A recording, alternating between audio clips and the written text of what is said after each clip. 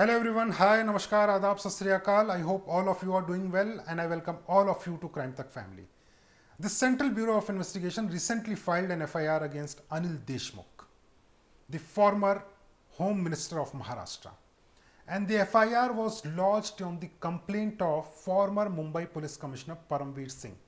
Paramveer Singh has alleged that Anil Deshmukh, while he was the Home Minister of Maharashtra, he called up Sachin Vazay in the month of January 2021, and Anil Deshmukh asked Sachin Vazay to extort rupees 100 crore per month. After CBI, now the Enforcement Directorate (ED) has also initiated a money laundering probe against Anil Deshmukh. But it appears now that Paramveer Singh has found himself in a similar nature of trouble. A complaint has been lodged against Paramveer Singh alleging that he extorted crores of money and he was also involved in corruption. Now, the person who has lodged this complaint, his name is Sonu Jalan. There are two other people. And Sonu Jalan's statement was recorded by the CID Maharashtra. So, CID recording statement of Sonu Jalan, it means that they have also initiated a probe against Paramveer Singh. What is the complaint? Why Sonu Jalan is filing this complaint against Paramveer Singh? Is the timing suspicious? What happened with Sonu Jalan? So I thought I will connect Sonu Jalan right away and I will try to extract the information so that you can better understand what Sonu Jalan has to say. Whether his allegations are true or not, it will be up to the Maharashtra police to probe those allegations. But let me call Sonu Jalan. He is a person who has filed this complaint and now his statement has been recorded by the CID. So I think it is ringing. And remember, my friends, Paramveer Singh was earlier the Thane Police Commissioner. Mr. Jalan, thank you so much for joining us. You are live on Crime Tak English. And Mr. Jalan, my first question to you is, what is your complaint against Paramveer Singh? See, my you know that he has applied a fake mocha on me Ji. by which he had collected crores of rupees from innocent people. Okay. So earlier you lodged a complaint and today your statement has been recorded by CID, right? Yeah, I was is from past 2 years. There was no year in me. Okay. Right? Now when the scenario changed of Mumbai after Paramveer Singh was removed from his post and we got a K. Pandey, the entire system changed and I got someone to hear. लेकिन आप मुझे एक बात बताइए, सोनू, आप मुझे एक बात बताइए कि आखिरकार ऐसा क्या हुआ था कि परमवीर सिंह ने आपसे करोड़ों रुपए लिए? क्या कुछ हुआ था आपके और परमवीर सिंह के बीच में? क्या कोई केस उन्होंने आपके ऊपर किया हुआ था? ये सारी जानकारी एक बार आप विस्तार से बताइए ताकि दर्शकों को भी यहाँ पर समझ में आए कि आखिरकार जो आपके आरोप हैं वो किस तरह के आरोप हैं और क्या आरोप हैं। Okay, well, अब मैं पूरी डिटेल में एक एंटायर हिस्ट्री को बताता हूँ किस तरह मुझे फंसाया गया और क्यों फंसाया गया। 2017 में जब मिस्टर प्रदीप शर्मा रजिस्ट्रेट होते हैं डिपार्टमेंट, तो सेम लाइक वते उनको एक अच्छी पोस्ट जाती है वहां पे एंटी एक्सटॉर्शन सेल की परमवीर सिंह के अंडर में। तो एंटी एक्सटॉर्शन सेल था जो सीपी को डायरेक्ट रिमार्क करता था जो भी चीज होती थी, जैसे कि मैं वजह करता था। तो यहाँ पर देखो कि मोनिश के दोनों की मोडस ऑपरेंडी बिल्कुल सेम है दोनों केसेस की। एक कंट्रोवर्शियल ऑफिसर 3 साल सस्पेंड रहने के बाद मिल जाने के बाद डिपार्टमेंट में रिजॉइन होता है तो उसे कोई साइड पोस्टिंग नहीं दी, तो उसे सेम एक अच्छी क्रीम पोस्टिंग दी जाती है जहां से बैठ के वो परमवीर सिंह का वसूली कारोबार चलाता है। तो 2017 में एक बेटिंग केस होता है, मुझे ये लोग अक्यूज बताते हैं और जब मैं बेल के लिए जाता हूँ तो ये लोग मुझसे किसी मीडिएटर बात करके होते केसेस मतलब ऑलरेडी केसेस है करते हो जो भी है, तो तब मैं सोचता हूँ ठीक है जब जाने तो अभी क्या है, फंस गए तो इनके मुंह कौन लगता और क्या है। तो मैंने 45 एक्स रिपोर्ट देके वो सेटलमेंट किया था। ओके। इसका इन्होंने मुझसे कहा था 169 स्टेटमेंट ले लेंगे केस में चार्ज कर। बात आई गई होगी, कुछ हुआ नहीं, मुझे कोई कॉल आने नहीं दे, मैं ध्यान नहीं दिया बात पे। लेकिन 2018 में अचानक एक बैटिंग केस होता है आफ्टर आईपीएल और before IPL, I don't know, मेरे को मतलब भी नहीं था इस केस से। किसी बंदे को अरेस्ट किया जाता है, उस केस में मेरा फिर नाम जोड़ दिया जाता है। वेल, अचानक जो मेरे एक मौका के केस में कंप्लेंट, वो मुझसे आकर कहता है कि जैसे तो प्रदीप शर्मा से और मैं तुम्हारा सेट कर देता हूँ, एक काम करो मेरे साथ चलो, यहाँ पे शर्मा के कोई बंदे तुमसे मिलेंगे जी। मैं ठीक है, मैं उसके साथ कल्याण जाता हूँ उस कंप्लेनेंट के साथ। अचानक हम लोग खाना लंच करते हैं, वो कंप्लेनेंट बोलते हैं मैं कंप्लेंट लेके आ रहा हूँ, और वो वहां से चला जाता है। मैं नीचे आता हूँ, मैं अपनी कार वेट करता हूँ, लोग पुलिस वाले आते हैं, मुझे रिपोर्ट करते हैं, कौन हो तो बताते नहीं है। ये भी मुझे कब पता चलता है, पुलिस वाले जब पहुंचता हूँ उनके साथ तब पता चलता है।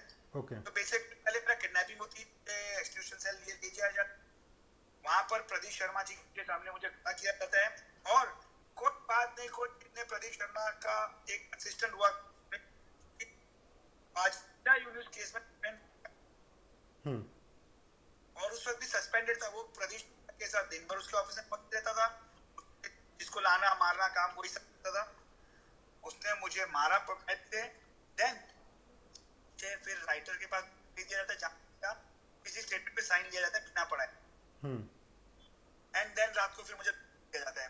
सुबह ये लोग मुझे लॉकअप से लेके आते और मिस्टर परमवीर सिंह के सामने खड़ा करते। जब मुझे परमवीर सिंह ले जाया जाता है, फिर पुलिस वालों को बुलाता, फिर मारा जाता है। अच्छा। के बाद मिस्टर परमवीर मुझसे बात करते हैं, मुझसे कहते बहुत बड़े बुकी हो, लगता है तुम एक काम करो, अभी तुम्हें अगर नहीं झेलनी है, अगर किसी बड़े केस में नहीं करना है, मैंने बड़ा केस इन द सेंस कैसे वो इकबाल कास्टर का कोई केस होता है ऑल, अगर कोई केस में पड़ना है तो तुम्हें 10 करोड़ रुपए प्रदीप शर्मा को दे देना। ये जब प्रदीप ये परम कैबिन में होते हैं मिस्टर एंटी कदम जो एसीपी होते क्राइम, मिस्टर राजकुमार कोतमीरे, इन्हें एक्सटेंशन का राजकुमार की वहां पे था, जिनके खिलाफ काफी एलिगेशंस हैं, मेरे नहीं। एंड उसके बाद फिर जब मैं बोलता हूँ सर मेरी ताकत नहीं, इतने पैसे नहीं दे सकता, तो परम से कहता ठीक है शर्मा तुमसे बात करेगा, जो बात करेगा तुम देख लेना, नहीं तो हमें क्या करना देखेंगे। मैंने ठीक है। उसके बाद मुझे बाहर लेके कैबिन के, शर्मा मुझे दोनों ये पैसे दे दे, नहीं तो बड़ी प्रॉब्लम हो जाएगी। तो सर कैसी प्रॉब्लम, तो शर्मा क्यों लगा दिया जाएगा, फिर नहीं बताना। तो मैंने बोला सर मेरी ताकत ही नहीं दे सकता। फिर भी ये जबरदस्ती अप्लाई करते हैं, मेरे को मेरी कस्टडी लेते हैं, मेरी फैमिलीज को बुलाते हैं वहाँ पे, मेरी सिस्टर्स को आती है, मेरी बड़ी सिस्टर जो व्हीलचेयर पे है, शी इज व्हीलचेयर बाउंड, वो आती है, वो लोग जाते हैं, वो लोग फिर इनसे रिक्वेस्ट करते हैं मिस्टर शर्मा से तरफ इसका कुछ रास्ता निकालिए, तो शर्मा ये 3 करोड़ पे सेटलमेंट, 3 करोड़ भी किस बात के कि आगे इस केस को मेरी फैमिली को हैरेस नहीं करेगा, बैंक अकाउंट से करेगा, या जो भी एक्सवाइजेड है, हैरेसमेंट नहीं होगा। करके लोग 3 करोड़ रुपए लेते हैं, और फिर भी मौका में मुझे ये करते। अच्छा, मौका में कंप्लेनेंट किसको बनाते हैं ये लोग पता है आपको? जो हमारा फ्रेंड रह चुका है, जो हमारे दिन रात घूमता है, जिसने मुझे कल्याण बुलाया, वो बात करता है कि भाई मैंने उसको जनवरी में उसको किया था, 6 महीने बाद वो बोलता है कि मैंने जनवरी में किडनैप किया था, उसकी रवि पुजारी से बात कर, और उस फ्लैट की मैंने मॉर्गेज लीड बनवा दी। इस तरह के मुझ पे लगवाता है, और रवि पुजारी का लिए जाता है ताकि हमसे अप्लाई हो सके। हमने ना से बात की है, बट लेकिन जब हमने देखा टीवी में कि ये अभी जो एंटीजा का इंसिडेंट हुआ है, यहाँ पर मिस्टर परमवीर सिंह ने बॉम्ब रखवा की, जो भी उनका से कहा जाता है, वहां पे उसके पास मौका का नाम थे, और काफी बिजनेसमैन से उन्होंने पैसे एक्सटॉर्ट किए। मैं एक बार फिर से आपकी बातों को दोहरा रहा हूँ, आप बताइएगा अगर मैं कहीं पे गलत हूँ। तो दरअसल आपको एक बेटिंग के केस में अरेस्ट किया गया, और उसके बाद जब आप अरेस्ट थे तो पहले आपसे 45 लाख रुपए लिए गए। उसके बाद जब मुझसे मनीष जी आपकी बात कर रहा हूँ, जब 45 लाख रुपए लिए थे, उसमें मुझे अरेस्ट नहीं किया, मेरे को इन्होंने बोल दिया था, मेरी एंटीसिपेटरी जो मैंने फाइल की विड्रॉ करवाई इन्होंने बोल, और मैंने विड्रॉ कर दी थी। तो सारे एविडेंस, इसका मतलब है कि 45 लाख रुपए पहले ले लिए, और आपको बोला कि आप एंटीसिपेटरी बेल अपनी विड्रॉ कर लो, उसके बाद फिर आपको उन्होंने पकड़ा और परमवीर सिंह ने आपसे बोला कि 10 करोड़ रुपए दे दो, और जी फाइनली आपने बिल्कुल। प्रदीप शर्मा के साथ में मिलकर जो भी था आपकी बातचीत, उन्होंने बोला कि एमसीओ से ये नहीं लगाएंगे, और इसके लिए भी 3 करोड़ रुपए आपसे लिए गए, यानी कि टोटल लगभग 3.5 करोड़ रुपए आपसे ले लिए उन्होंने। जी मनीष जी बिल्कुल सही हो। ओके। अब मुझे ये बताइए कि लोगों के मन में एक सवाल आएगा कि आखिरकार, पता है 2 साल से ज़्यादा का वक्त बीत चुका है, 2 साल के बाद आप कंप्लेन क्यों नहीं रजिस्टर करा रहे हैं? मनीष जी यहाँ पर आप रॉन्ग हो, यहाँ पर मैं आपसे कहना चाहूंगा, माफी चाहता हूँ। जी बोलिए बोलिए। हमने हमारे सारे इंटरव्यूज में सारे प्रूफ में कहा हम लोग 2019 से चेज कर रहे हैं, हमारी कारी कंप्लेंट्स फाइल की है बहुत सारी। अच्छा। But I said earlier, I said you कि हमारे पास इयर्स नहीं थे, कान नहीं थे सुनने के लिए हमारी। हम्म। लेकिन मिस्टर परमवीर सिंह की सारी इतने जो उनकी पोर्ट एक एक करके खुल रही है, हम्म। अंडरवर्ल्ड कनेक्शंस, जैसा भी आपने देखा होगा। आज और एक बंदा सामने आया, खुद के कोई बिल्डर है भाईंदर का, उसने कहा है कि परमवीर ने मुझसे पैसे एक्सटॉर्ट किए हुए। एंड जस्टिस का कोई टाइम नहीं होता मिस्टर मनीष, ये कहीं नहीं लिखा गया है कि आपको जस्टिस के लिए इतने दिनों में यहाँ आना है। मेरी 2 बहनें हैं, मेरी 2 बेटियां हैं। मेरा डर था कि परमवीर एक पोस्ट पर है, बॉम्बे का कमिश्नर है, बॉम्बे का एंटी करप्शन डीजी रह चुका है, तो फिर वो मुझे किसी केस में इंप्लीमेंट कर सकता है। इसीलिए मैं थोड़ा डरा हुआ था। जब लेकिन मैंने देखा कि ये लोग अपने फ्रेंड को मार सकते हैं, तो मुझे लगा कि अभी अगर इस वक्त मैं जस्टिस नहीं मांगूंगा तो हो सकता है कोई हादसा मेरे लिए भी हो जाएगा। तब मैंने अपने मन को बना के मैं जस्टिस के लिए आगे आया हूँ। ओके, एक और आखिरी सवाल मैं पूछूंगा आपसे कि आज आपको सीआईडी ने बुलाया हुआ था, आपने जो जी कंप्लेन दी थी उसी को लेकर उन्होंने जो अपनी इन्वेस्टिगेशन को शुरू किया है, उसी के संदर्भ में शायद आपका आज स्टेटमेंट रिकॉर्ड हुआ है। क्या कुछ हुआ सीआईडी में, क्या इसके बारे में आप बता पाएंगे आज?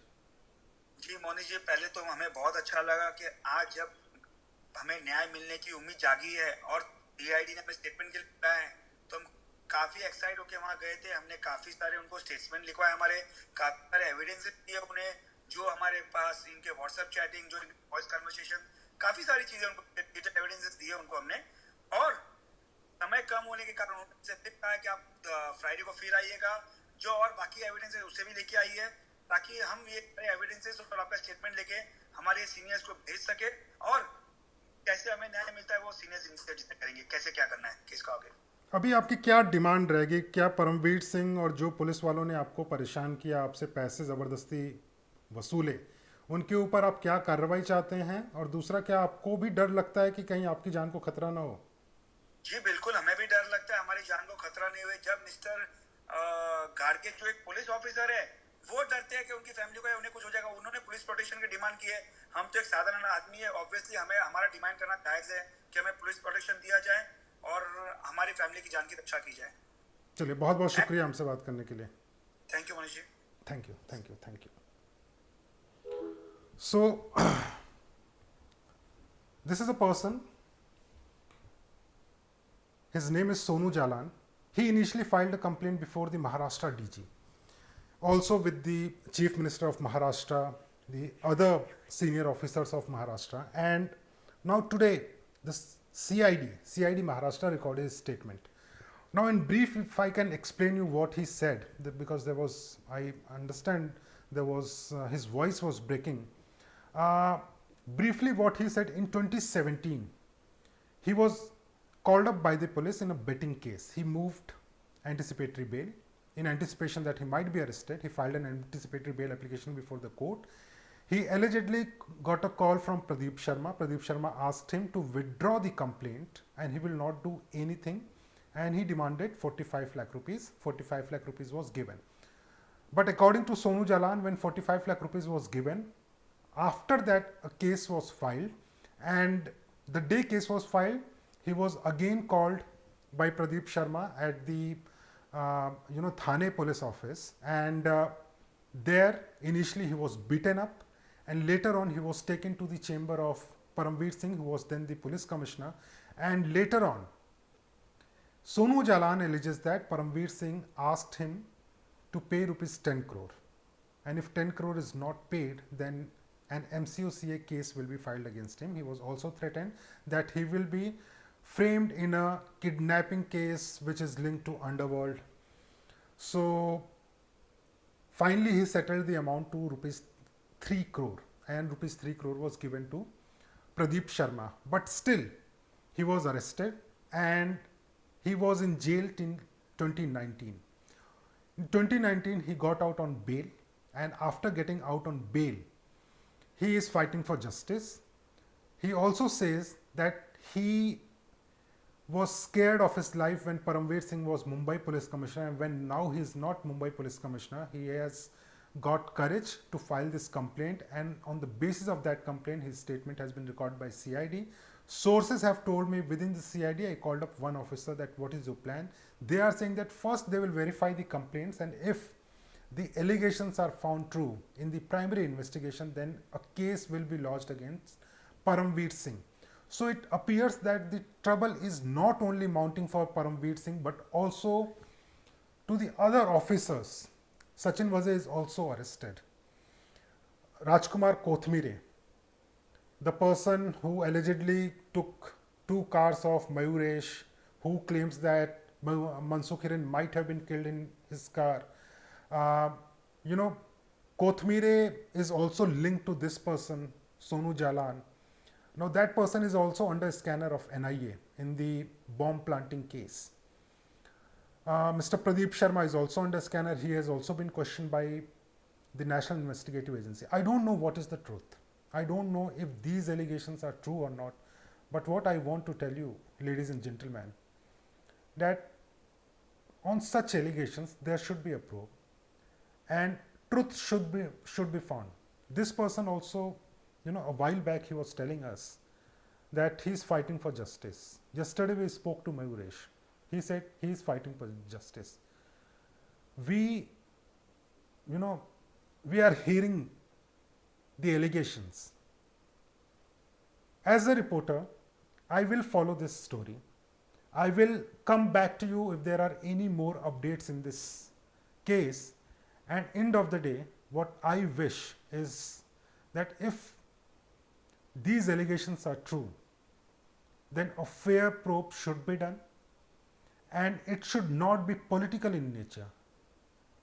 It should not be a case because there is a case against Anil Deshmukh, so the Maharashtra government should file a case against Paramveer Singh. That should not be the case.